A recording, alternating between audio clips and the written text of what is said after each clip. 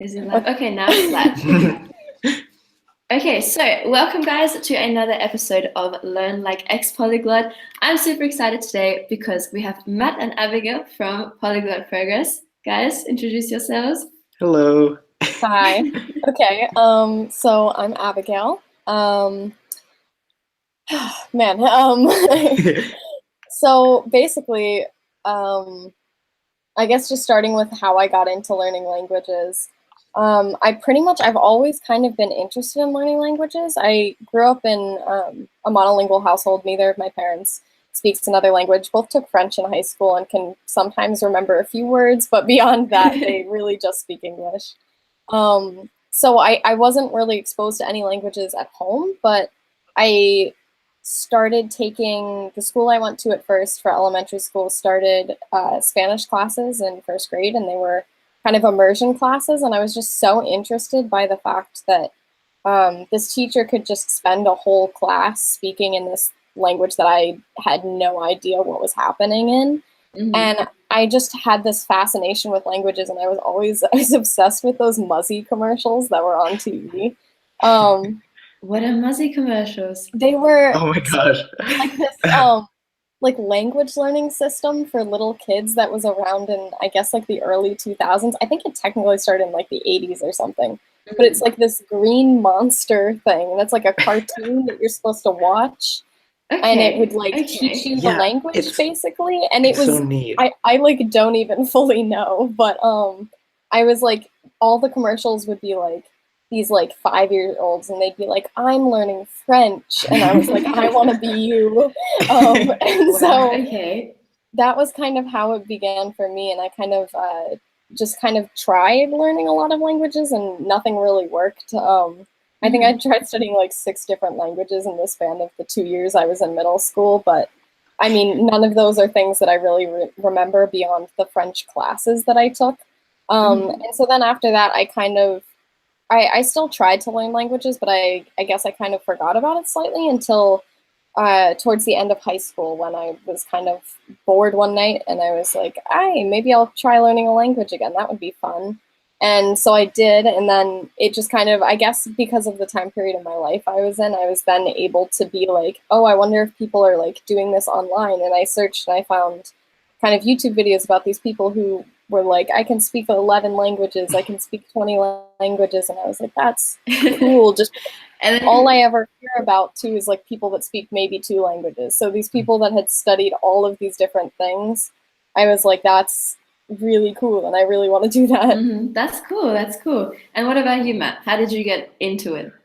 Oh man, I mean, my first like contact with a language was, I think, my first German classes in middle school, and that I took that all the way through high school, and that was really it until I started having conversations with my dad, who was just fascinated by like languages like Basque and Esperanto and things like that, and like he only ever had experience with like high school Spanish maybe, and like he works on the railroad, so he like knows very little Spanish to like communicate with some passengers, but you know, he's always had a fascination for that, and so that kind of introduced me to like thinking about it. And then at the same time as Abigail, I was when she was doing languages, I was kind of I went on 2 different exchange programs to Germany, and that just like totally changed my entire like direction in life. Whatever I was doing, I was like, now I will have language, and that will be a thing.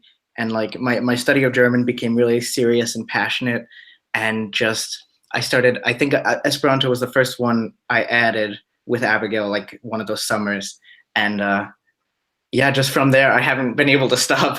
You know. That's awesome. That's awesome. So what languages are you like? Have you learned? Can you speak? And are kind of currently learning? So I always like to list them in like proficiency, and then it goes down the list to like really bad, pretty good at the top. So I'll start with like English, native language, then German, and then I can't tell if my French would still be behind my German, but I would say French, and then I think I'm actually going to put Spanish and Italian, which have been our 2 most recent languages, behind that, then Norwegian and Esperanto. So I think that's around 6 or 7. Yeah. But like my Norwegian and Esperanto are so out of practice. Everything else is around the same level. And then I've dabbled in a bunch of others. Abigail always calls me out on my dabbling at on the channel, and I really think I'm a big dabbler in languages. I'm just like I'm fascinated by how different languages work. That is so like me. Like I don't know, I'll learn maybe like 2 phrases or something in a new language, and I will use those 2 phrases as much as I can. Like I kid you not. Like when I was in Qatar recently, I literally knew like how to say a couple of sentences in Arabic, and that's all you'd hear me say. Oh, that's so cool. Like, oh my gosh. It gives you the feeling that you can like that you're part of the culture. Like you can communicate with people, even if it is a couple of sentences. And I think that's something that is also like that sparks the motivation for me anyway. And what about you, Abigail? Yeah, I feel like at this point it's probably better for me to just go in chronological order. I used to kind of go by best to worst like Matt, but I think just I've realized recently that that used to be kind of like how long I'd studied, but there's so many that I've kind of like put on the side or something, and they've kind of fallen down. So English, obviously, French, German, Esperanto, which it's been a hot second since I've spoken. Spanish and Italian, and there was that one time when I knew how to speak Bulgarian, but that moment has kind of, it's been a fleeting moment. I'd really love to kind of relearn Bulgarian, but I definitely don't remember much of it at all. Wow, Bulgarian. How did you get into learning that? That's not, I think, a language that people would suddenly say, oh, I'm going to learn Bulgarian, you know, just because. Yeah, I don't know. I've always been fascinated with the way it sounds. I'm not sure how I heard it, but it's been something that I actually have wanted to study kind of since I was learning languages in middle school. I think I saw like an interview where Nina Dobrev like spoke Bulgarian, and that was when I decided I wanted to learn it. But I just, that wasn't one that I could type in like how to learn Bulgarian and find it readily as a 11-year-old or whatever. So I kind of forgot about it as well. And then I was at the Polyglot conference, and you get like a free gift, kind of like a free book. And so someone wanted to trade for the book I'd been given. So I traded them, and what I got back was a Bulgarian dictionary. And I was like, oh my God, I want to learn Bulgarian. So I bought, it's as easy as yeah, that. so I bought, while I was there, a colloquial book, and then I just went from there.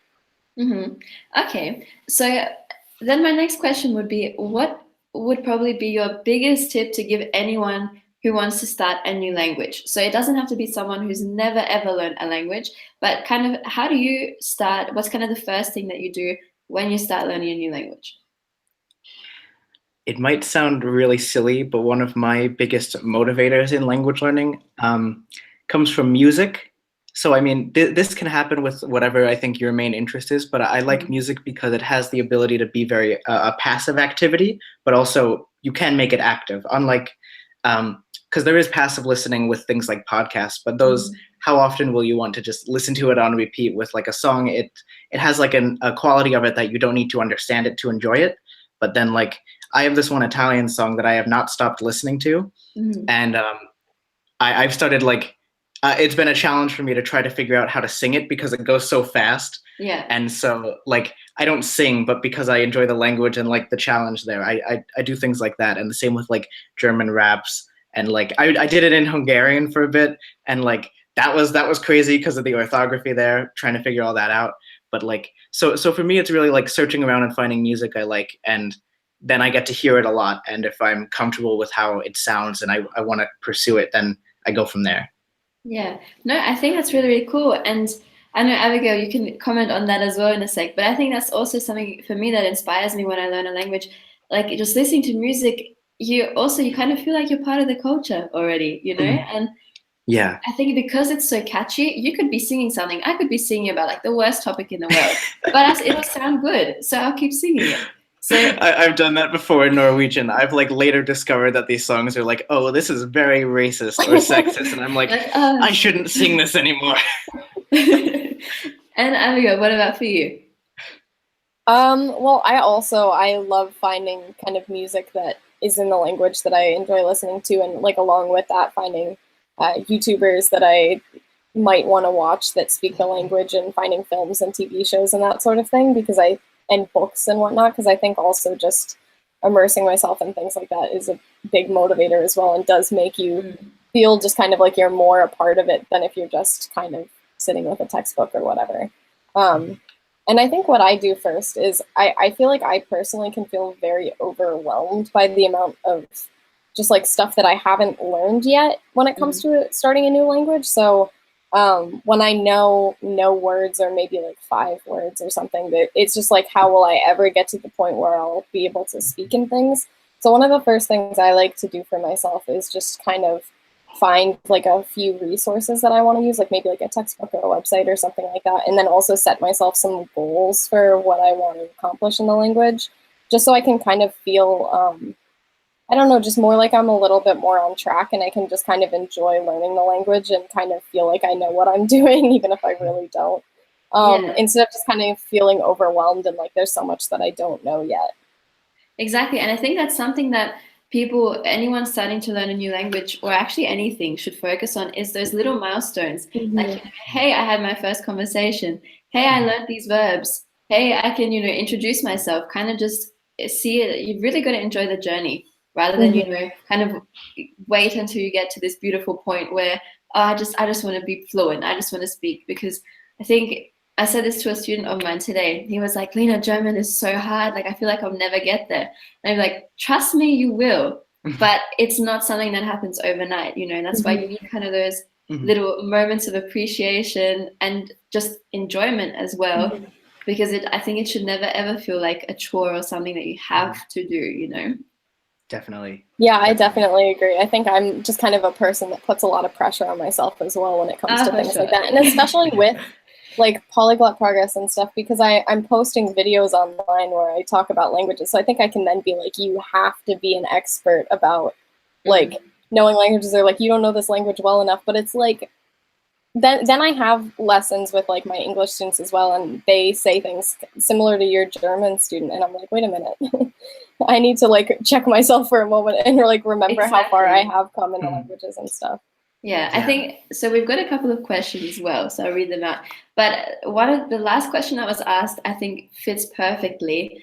Someone said, how do you deal with the inertia that comes with being able to put language learning off, like off in lieu or something, or more urgent? Okay, I think what they mean is, how do you like prioritize your language learning when you have other more urgent responsibilities? So I want to comment just on that note. I think you guys commented on my video, I think, where I posted like what language learning really looks like, or where I talked about like the truth behind it. And I think like for me personally, like I'm currently like in the like life phase where I'm building my own business. And when I was still at university, I like had so much time for language learning. That was my life. Like, I'd go to this tandem, I'd go to that tandem, and blah, blah, blah. And I think like it's not easy. And especially like to you guys as well, like good on you for also showing kind of the real side of it, because I think there are a couple of other like polyglots or language learners or something that I've seen, and I think they try and really romanticize it a little bit too much. And it's not always easy, like you said, Abigail, we make mistakes, and we're not super fluent on the same level in every single language.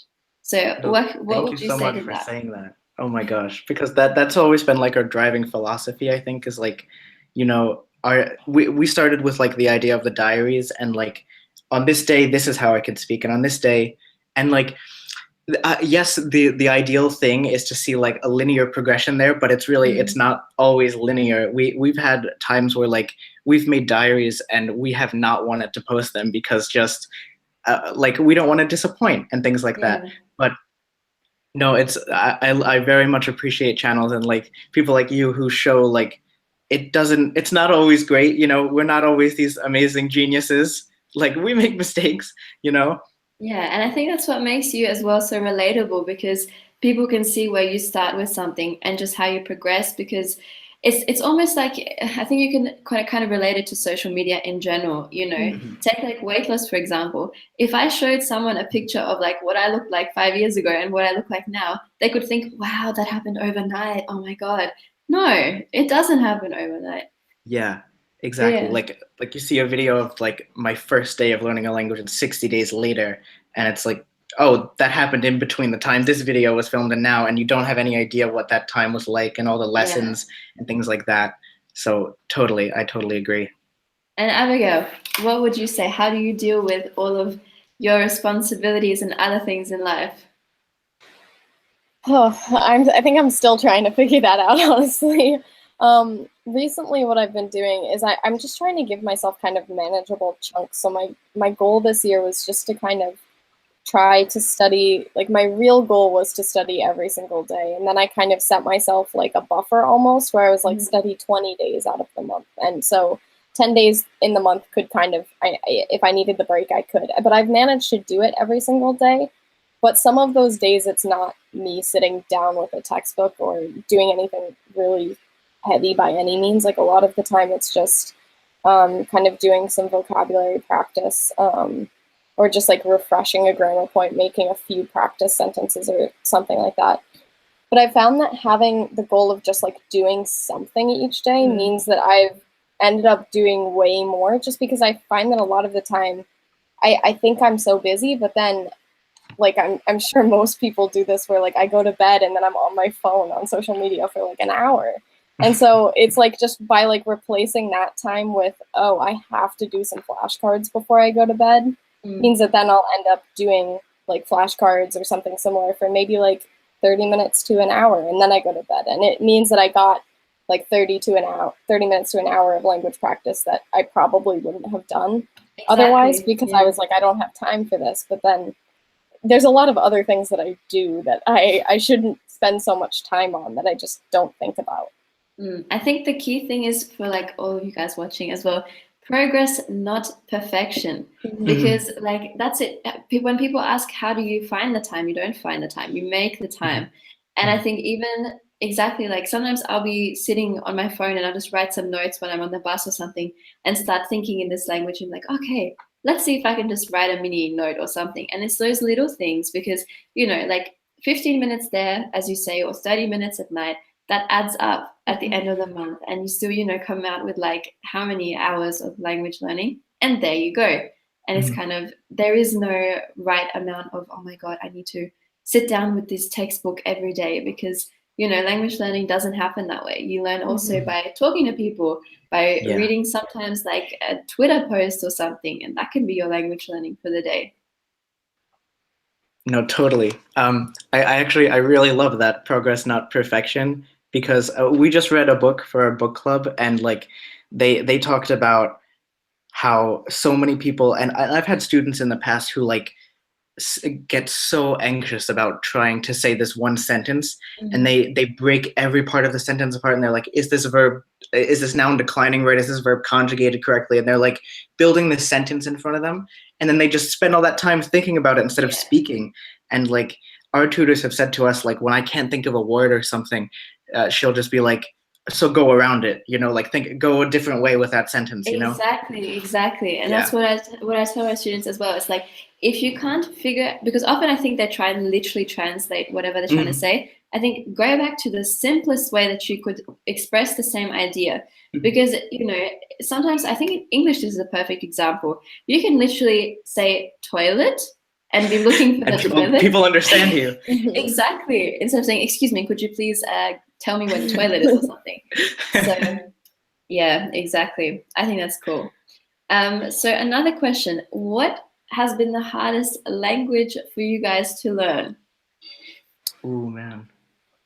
Bulgarian for me. And I think that kind of comes down to two reasons. One of them being just that the resources aren't super great for Bulgarian. There's not a lot of them. And then the stuff that does exist, I feel like doesn't really give some of the explanations that other textbooks give. And then with that, I feel like I've heard in general that Slavic languages are just pretty difficult for native English speakers. So I think some of it is the fact that Bulgarian would be a hard language for me to begin with. And then so I need a book that like will really tell me what's going on so I can really comprehend certain kind of grammar points, because it's so different from English and so different from everything else I've ever studied. But those resources aren't really readily available at the moment, and hopefully someday, but for now I'm just kind of struggling through. And Matt just decided to run off. He was like, "This is too hard." No, I think okay. On that point, I think that's really interesting because as someone like okay, because you're like you're a native English speaker. I'm a native English speaker, but I grew up with Latvian and English at the same time. So, what would you say? Like, what would you recommend for someone trying to learn a Slavic language? Like, how do you go about it? Because I find that super interesting. Because for me, like Latvian has also like 6 cases or something. So when I was learning Russian, it was super easy for me to kind of understand. Oh, okay, that case is that. That case is that. And then you come to English speakers and they think, what the hell is a case? Like, what? Like a suitcase? Or Yeah. so how did you find that? I don't have a ton of certain like Slavic things just because Bulgarian's a little bit different. They don't have any cases anymore. Oh, okay. But they have what I've heard is what they lack in cases they make up in like really difficult verbs and verb conjugation rules. So I don't really have the key to Slavic languages necessarily, but with Bulgarian, I think a lot of it was just practice. Like the more practice sentences I made and the more time I spent using like we were talking before this about when you know a few phrases and you just keep using them. That was kind of like how I was able to kind of learn the verbs with Bulgarian, was going to a tutor and just being like, I can only say like I speak English, like I'm learning Bulgarian, but like saying that like I learned and like just different types of verb conjugations and like kind of just drilling those in my head by just making extremely basic sentences that maybe I would never even use, but that kind of just enforced how to kind of conjugate those. But I think my one thing for like Slavic languages that do have this is the alphabet, like learning Cyrillic as early on as you can. I think that was like one thing that helped me out a lot was that was kind of the first thing I did was I made myself a little card that had all of the like sounds on it basically with the letters. And as I just started immediately then going through my textbook and like trying to write sentences, and I would just look at the card and like work on that. So from pretty early on, I knew what the sounds were, and that allowed me to kind of do so many more things. And just a short question, someone asked, what Bulgarian resources do you actually think were helpful? Intensive Bulgarian was pretty good. I never made it through the whole book because it did get a little bit beyond my level pretty fast. But I think if you were to sit down with the textbook, it would be pretty good. I also, colloquial Bulgarian is decent. I don't love it, but I do think it's one of the better resources out there. And also the Language Pod 101, they have like a podcast for Bulgarian. I don't remember exactly what it's called, but it's sort of like a survival phrases everything. thing. I know, they've got so many. Like, it's so it was helpful. It was like, so it's like sort of like Pimsleur, this one, and unfortunately there's not much of it. There's like maybe 10 minutes worth total because they're kind of like 1 to 2 minute long episodes, and there's only like 10 or so of them. But they are quick things, like literally just like, where is the bathroom? Like, this is my train. Like, I would like this. But it's just like a lot of listen and repeat, and like, it does a lot of, it'll kind of tell you something, and then it'll be like, do you know why this happens? And it will give you a moment to think about it and kind of guess, and then it'll be like, here's why. And that's so cool. It kind of, I feel like enforced a few things, and also just gave me the ability, because I feel like some of the other resources didn't have the benefit of kind of like audio input and things, so I didn't get to kind of practice my speech as much. And then tutors were kind of the best thing for Bulgarian, I think. And Matt, what was the hardest language for you to learn, or which one do you find the most difficult? Oh man, I don't know. I wonder if German may have been really difficult for me in the beginning, just because I think I was like on the intermediate plateau for a long time, and I kind of just, when you were asking Abigail about the cases before, I was like, I think a problem for me when thinking about cases and like specifically with like moods and things like that for verbs, I know we have a tendency to like translate how grammar functions in one language to another, and I think the best thing for me in German was like realizing that it's not the case. It just doesn't work like English. And like maybe English used to function like this, and like I like looking at historical linguistics like that. But like I think definitely the best way, like you mentioned before with the translation, like in your head, like just go like to the most basic function of it and build from there. And Yeah. so I think with any grammar I've tried to learn, I mean, I've dabbled in Japanese, and learning a whole different like word structure and sentence structure was so interesting, and like it really challenges how you think about the sentence. And I love difficult grammars. Like I've like I did a week maybe each of like Hungarian and Finnish, and like those cases were like an Yes, I've incredible seen time to learn. Hungarian. Oh my gosh. Yeah. Yeah. I think- remember nothing, but it was so interesting, you know. I think one of the biggest things is just to be curious. I found like I kind of, when I even touch on a language, like not that I'm going to say I'm going to become fluent, but I'm just interested in it. I think it's really important that you kind of don't have very many expectations, maybe like that you kind of, you walk in and you look at it like an open, like a blank canvas, and you're just ready to watch it kind of evolve in front of you, you know, like you kind of don't expect, oh, why isn't this like English? Because it's not English, you know? What do you guys think? So many people in classes I've taken have been like, why is this not the way it is in my language? And it's like, oh, because it's not your language. Why would you learn another language if it's not your language, you know? Yeah. Man. Yeah, I definitely agree. And I think that can carry over to even to what we were talking about earlier, like not setting like expectations for yourself almost. Like I think goals are good, but I think one thing that helped me this last semester was being busy kind of was like a little bit of a blessing for me, in the sense that I didn't have time to think about like I'm not making enough progress in my Spanish and Italian, because I kind of just let it happen. Like I did my like lessons with a tutor, and then it was I just kind of didn't look back at like how much progress I was making and like where I thought I was supposed to be basically after so many months. And I just kind of like let those expectations go for myself, and just my goals became like have my lessons, do this many chapters from the course that I was taking, and that sort of thing. And then by the end I was like, I'm really happy with how much I know now. So yeah. And I think that's super important what you just said, because like you need to really just only compare yourself with yourself. I know I used to compare myself with, it sounds stupid when you think about it, but I used to compare myself with like native speakers, or like people who'd grown up with parents speaking the language, and it would frustrate me. And I know, like looking back at just kind of my whole language learning journey, I think, why was I so hard on myself? Like I was great. Like, you know, I don't know, I should have just been happy with how I was going, because I was making progress. And just like you just said, you know, kind of just accept what life is like at the moment, and know I'm making progress. And it doesn't matter if someone learned it in, you know, 5 months or in 5 years, I'm doing it my way. So that's something that's also important to remember. Like, you can only really work in the now. So like if something isn't the way you want it to be because of what you didn't do, you can only change what it will be based on what you do now. And Exactly. That's been kind of how I've been looking at, like, my German's not going to get better if I don't use it right now, or like if I don't use it this week, you know? Exactly. It's just going to rust. Exactly. And like, I think that's kind of, in that situation, a lot of people would think, oh my God, but I used to be so much better. I used to be so good. Yeah. And like, oh, you're just going to get over that hurdle and just do it. Just do it. So, okay, we have a couple of other questions. So what have you two found out about how you learn from the amount of languages that you've learned so far? Ooh.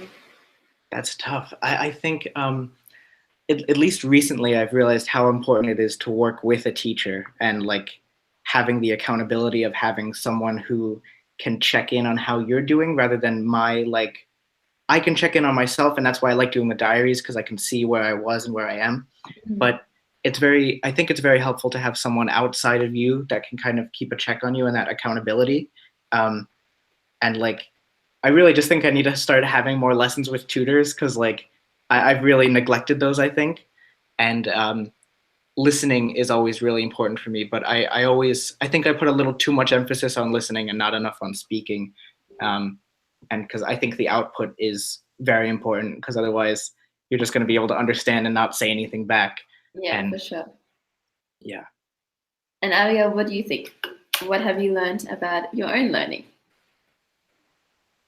I mean, I think one thing I've learned that's kind of related to languages, but is also kind of carried over into other things, is that I have to write things down. Mhm. Like I think a lot of the time, even just in like schoolwork, I'd be like, yeah, I know what this is saying. Like I read the textbook and I understand what it's saying and it makes enough sense, and I'm like, I'll remember this. But I need the muscle memory of writing things down. Yes. Otherwise, I totally don't remember anything. So it's the same thing with just like having, even if I'm going to do like immersion style learning for a language, having my like whoever I'm speaking with write down words I don't know so that I can write them down in a notebook later, just because Mhm. I totally am like, yeah, I know that, and then it just goes right out my head. 100%, 100%. Like, I've done that since forever. Like, I think sometimes I'll be sitting somewhere, especially if I'm traveling to a place and learning the language. When I was in Germany for the first time ever, if you saw my phone, like my notes on my phone, it was just like every second I would hear a phrase. I'd be like, I'm going to use that one day. I better write this down, otherwise I'm going to forget it. And I would just have like a list of words that I like probably have never even looked at again. But it was just, yeah, I think definitely writing it down, as you said, with like the muscle memory. Like if you combine that like listening aspect that you hear it plus the visual aspect of yourself writing it down, I think that gives you more chance of actually being able to recall it rather than kind of, it goes in one ear and out the other ear kind of thing. Yeah, half the time I never even go and look back at it necessarily, but just having written it down means that it sticks in my head. So even if I don't need to kind of like look back in my notebook, I have it in case I do. But most of the time, it's just that act of like writing it. I'm like, okay, now I know what this is. Yeah, for sure, for sure. So on a final note, I think we'll probably wrap it up. Otherwise, I think we could talk for like 3 hours. Probably. What would be kind of your last biggest piece of advice on staying motivated? How do you guys stay motivated and just keep going? Oh man, I mean, even motivation isn't linear. I think it's okay to like not be motivated sometimes. That definitely comes in like spurts for me. In terms of like, if you're very motivated in the moment and you want to keep yourself motivated, I think having a kind of system in check to keep you accountable is good. But in terms of like motivation for me, I just try to have fun things that I enjoy in the language that can always like kind of get my spirits up in terms of that. So like for German, I have like a comedian who I love to watch, who like I can just watch her, and then after that I'm like, all right, I'm ready to like dive into a book or something and do like real work or something along those lines. And like, so having like a fun activity for me is always like a good kind of check to have. Yeah, I think for me, I'm lucky because I'm a very kind of intrinsically motivated person. But then when I don't have the energy on some days, like especially when I'm busy, I think it's easy for me to kind of be like, I really don't want to work on like a language right now as much as I'd like to be able to speak this language. So I think for me, the thing that I've learned helps me the most with motivation is just kind of setting goals that aren't necessarily like, I want to be able to like travel to this country and speak all these languages, like just setting myself something little, like try to do something in a language every day and stuff, because then I end up making progress, and it means that I'm not necessarily striving for that perfection or going in with these expectations that I'm putting pressure on myself because I have to meet them and I have to be able to speak for 30 minutes by the end of June, or else like I won't have met my goal or whatever. But just being like, I want to be reading this book in a language, or I want to learn a bunch of new words about this topic I'm interested in, means that I'm motivated to kind of do those things, and then I'm rewarded by the fact that I've come so far from where I was before I started doing that. Yeah, no, exactly. I think that's super important, that your motivation comes really from something that you personally want to do, or whatever your goal is. It could be, yeah, to read a particular book in a language, or to travel somewhere, or be able to talk about a specific topic. But I think whatever it is, it's going to be special to you. Like it's going to be your why and not anybody else's why. So I think that's a lovely note to finish our chat on. I really, really want to thank you guys as well. You've been a tremendous help, and just it's awesome talking to you. Thank you for having us. So thank you to everyone watching as well, and for leaving your questions. I will leave the links to Matt and Abigail's Polyglot Progress YouTube channel down below, and their Instagram, everything, all that jazz. And I will see you guys in the next video. Bye. Bye. This is where you say bye. But yeah.